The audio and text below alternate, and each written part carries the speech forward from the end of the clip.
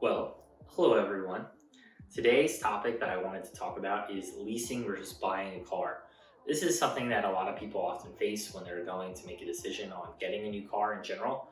And Spoiler alert. I'm going to say that 90% of people are better off leasing a car. The only people who aren't better off are going to be people who put a lot of miles on their car, and I'm talking about more than 1,000 miles a month. Uh, that's very unlikely for you.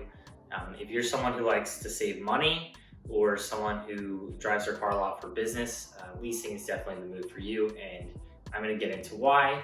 I'm going to get into the pros of buying as well, and then what to look for whether you're leasing or buying when going to make a new car lease or purchase.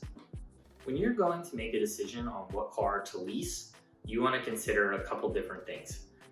The way lease payments work is they calculate directly how much the car is going to depreciate or lose value over the life that you have it. So choose a car that retains value over time. It'll just mean your lease payment's gonna be lower. If you don't know a car's retained value, it's pretty easy to reverse engineer this. Just look up what the lease payment is gonna be. Look up what cars hold value better, and they're directly correlated. The other thing you should do is just pick a car that makes you happier, as long as it's in your price range.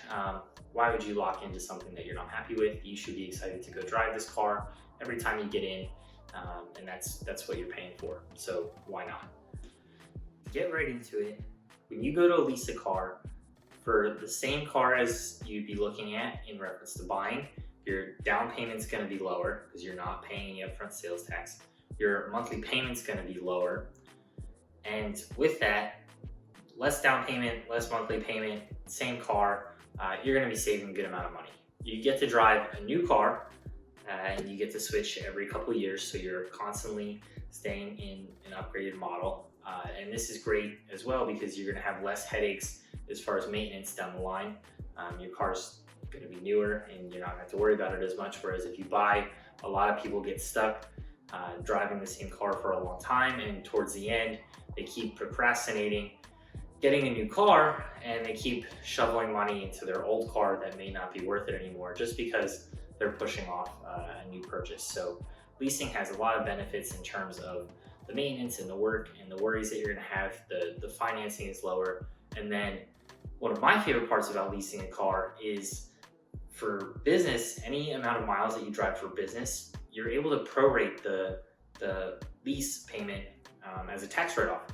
So if you're using your car primarily for business, say 90% for business, that's 90% of the payment that you're making being written off. So there are benefits across the board financially, how happy you'll be because you're going to be driving something newer, and it's going to be less of a headache. So all around, leasing a car is a better option for 90% of people. The last thing, regardless of what car you're leasing, is make sure you watch out for any costs in the contract or fees that come up at the end of the term that you might want to watch out for, such as excess wear and tear costs, extra mileage costs, anything that you might want to keep in mind.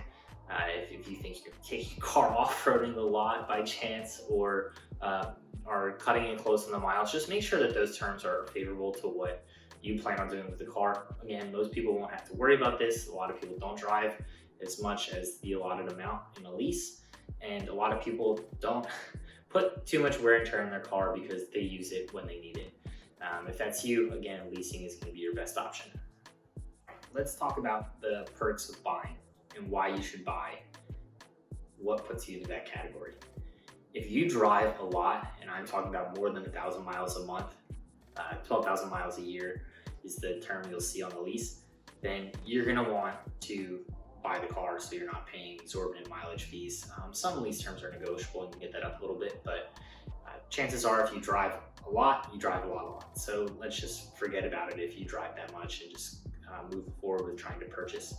The other reasons that you might want to purchase are you own the car, which means you can do whatever you want to it. You could put racing stripes on the side, spoiler on the back, soup it up, whatever you want to do with it. If you're into that kind of stuff, then you should buy. You'll have fun with it. And then the last thing is that eventually you'll pay it off and you won't have a payment. Whereas with leasing, you're always going to have a car payment to factor into your budget.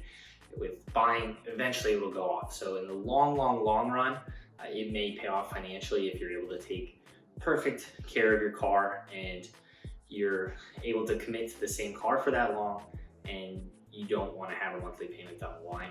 This will also help you establish credit if you're going to finance it. So eventually that payment history will add up and help you build that credit that you're looking for.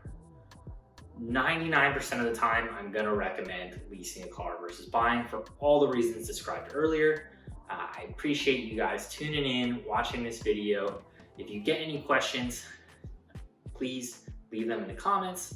I'm going to be putting in the bio a link to some of 2020's best cars to lease in terms of affordability that you can check out there.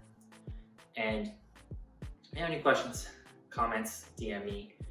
Let me know what else you guys want to hear about anytime soon. Thanks.